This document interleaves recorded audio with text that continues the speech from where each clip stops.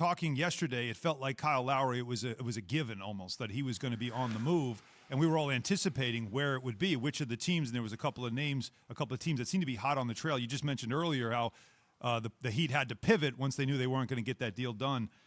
I just had a theory that I think what Masai was doing here was to see what can I get for him, and if I can get a maximum return, it's sort of like what the Yankees did with Aroldis Chapman, getting a Gleyber Torres and then getting Chapman back in free agency, and maybe that's what they were hoping to do. Am I close on that? What do you know about that situation? Well, number one, Alan, you lost me on the baseball analogy. I'm a Red Sox fan. I don't even know who those guys are anymore. But it may be exactly like that. But no, you're right. Masai was going to see what the market was going to bring back for him, and he never felt they had to trade him, that they had to give him away. And I think also Kyle Lowry was fine with finishing up this season in Toronto. He has loved playing there.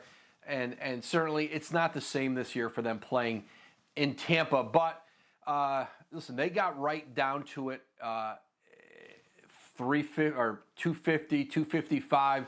They were still going back and forth with the Lakers, Philly, Miami. And ultimately, he just didn't see a deal there that he wanted to do. And I think, the other teams, again, this is a 35-year-old player.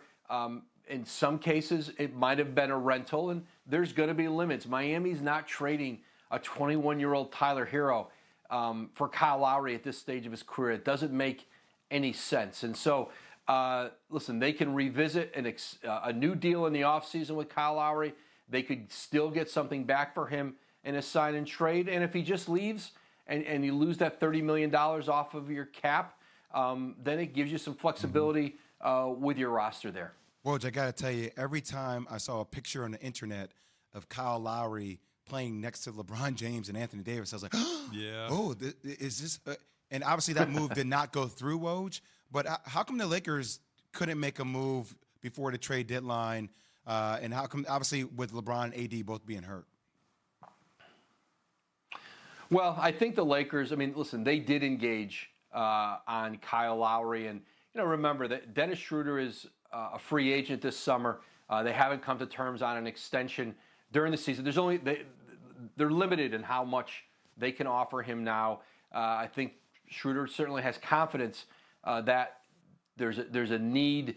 Some teams like New York and Chicago who have point guard needs, especially now with the Bulls not trading for Lonzo Ball. That he's going to have some leverage in the offseason. I still think a very good chance he goes back to the Lakers, but I think with that uncertainty, you saw him more available in talks yesterday. And so I think for the Lakers, again, when you make a trade at the deadline, you're giving something up, and you're going to have to give something up of value.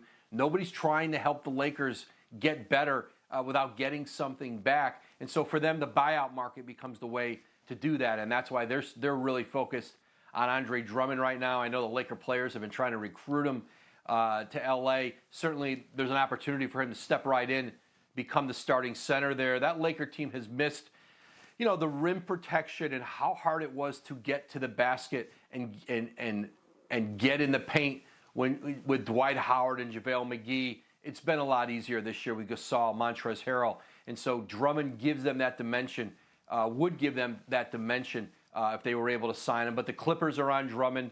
Certainly some of the contenders in the East. Yeah, and that's the secondary market now when it comes to after the trade deadline. Thanks for watching ESPN on YouTube. For live streaming sports and premium content, subscribe to ESPN Plus right now.